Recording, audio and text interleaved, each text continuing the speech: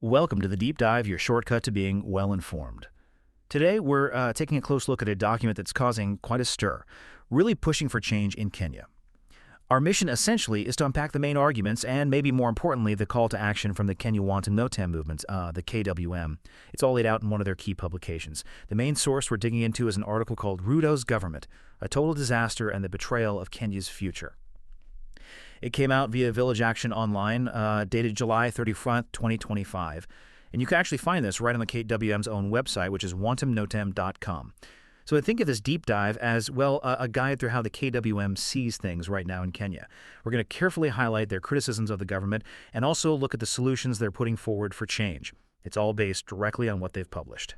Okay, let's get into this document from the Kenya Wantam Notam movement and see, what we can learn about their vision for Kenya. Yeah, and what strikes me right away, right from the start, is how the KWM frames its critique. It's not just like a policy paper. They present this whole situation as a deep betrayal of trust by the people in power. And that framing, that's not just a description, is it? It feels like a very deliberate choice. It's meant to hit hard emotionally, probably to turn general unhappiness into something more urgent, a call for real systemic change. That's a really good point, a crucial distinction. And the KWM, they definitely start with a broad diagnosis, don't they? They basically declare Kenya is in a deep crisis, and they point the finger directly at William Ruto's government for it. The language they use is, well, it's blunt. They say Ruto and his crew, as they put it, have made a mess of things. And this mess, they argue, is causing real suffering for ordinary Kenyans, while, according to the movement, the leaders are just pocketing the wealth. And it's not just the current government they criticize.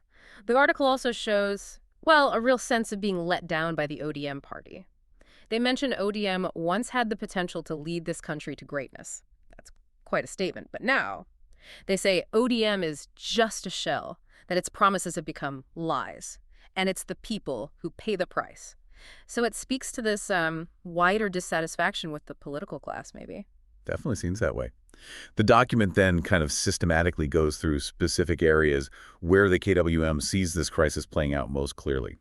They use some pretty vivid examples. They kick off with what they call, quite dramatically, the education crisis. Yeah, and their claim there is that the education system is, and this is their phrase, being destroyed right before our eyes. They don't just leave it there, though. They point to specific things: underfunded schools, overworked teachers, and this worrying idea that students are being left behind.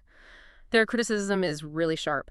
They basically frame the government's failure to invest in education as appalling. And here's where you see the KWM's maybe strategic thinking come through quite clearly. They highlight these really specific contradictions within the government to back up their claims, especially on education funding. So the article brings up Finance Minister Bangiri saying recently the government has no money to fund education services. Okay. But then Vice President Kindiki from the same government apparently made a public statement saying the opposite, that they are working hard to fund education and that they cannot afford to lose the gains made under Kibaki. Right, and how the KWM interprets that difference is, I think, really key to their whole argument. They present it as a symptom of the bigger problem, incompetence and division, right inside the government. By shining a light on contradictions like that, things people can see, the KWM seems to be trying to weaken public trust in the government's unity, its credibility, which, is a pretty standard tactic for any movement trying to present itself as a better alternative. And those gains made under Kibaki, just for context, that usually refers to a period under the former president, Mwai Kibaki, where there were some pretty significant improvements in education funding and access. People remember that. Okay, so from education, the KWM article then moves on to healthcare.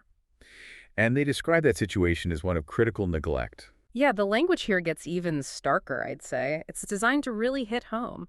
The KWM states hospitals are failing, nurses are underpaid, and doctors are overworked. Pretty direct. And they follow that up by claiming the government has done absolutely nothing about this crisis. They paint this really grim picture, where ordinary Kenyans die in hospital corridors because they can't afford treatment. That's a powerful image, very visceral.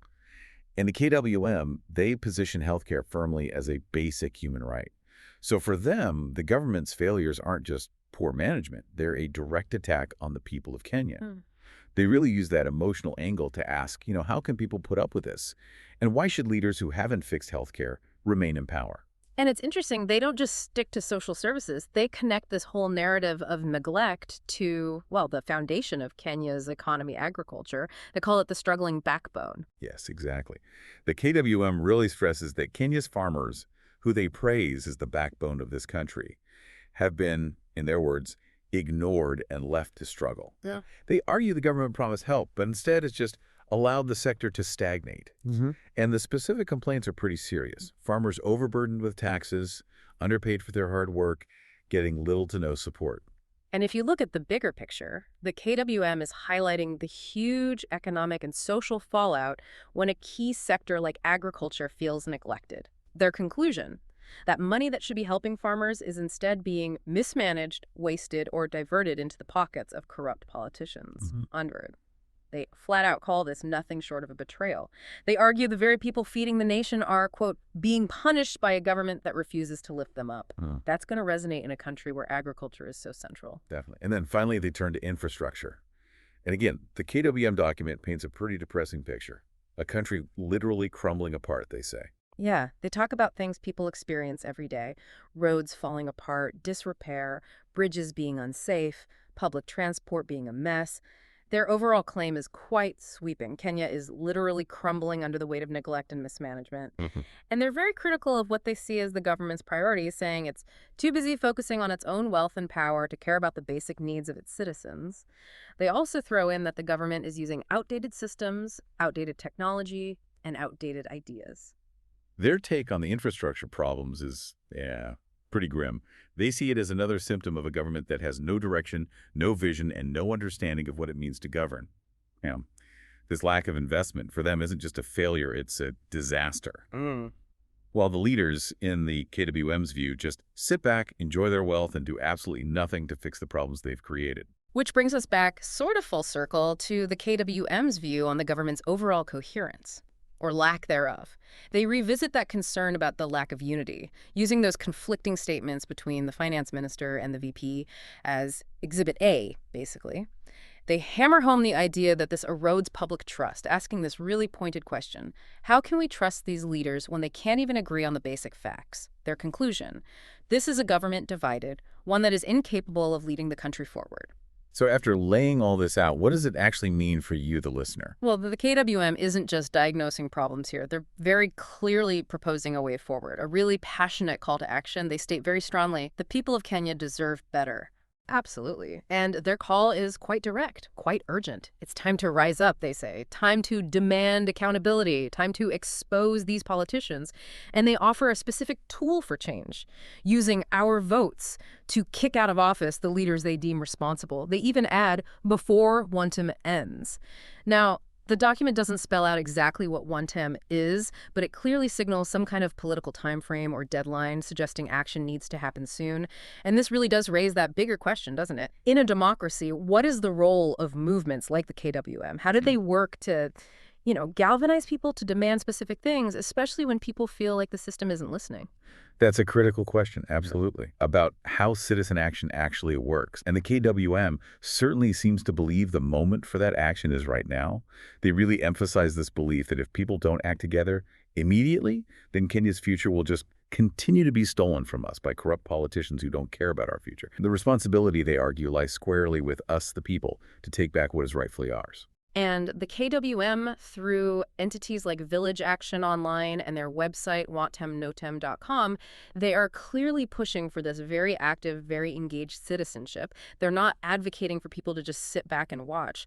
They want direct, citizen-led involvement in holding leaders accountable and really shaping where the country goes next. It's a narrative fundamentally about empowerment through collective action. And, well, that brings us towards the end of this particular deep dive. We spent some time really exploring the Kenya Wantem Notam movement's sharp criticisms of the Kenyan government. We've covered their perspective on what they see as a nation in crisis, pointing to perceived failures in major areas like education, healthcare, agriculture, and infrastructure. And we've also looked closely at their very passionate call for citizens to demand accountability and drive change, primarily through the power of the vote, all based on the arguments presented in their source document. It's definitely a powerful statement from the KWM. You can see it strategically put together, laying out a broad critique, but also offering a clear path for the action they believe Kenyans need to take. So as you think about everything we've discussed today, here's maybe a final thought to mull over. How do citizens, in any context really, effectively organize and keep movements like the Kenya One Town, No Town movement going, especially when trying to tackle these really deep-seated systemic problems? And maybe more fundamentally, what kind of real long-term impact can that kind of collective action actually have on a nation's path forward?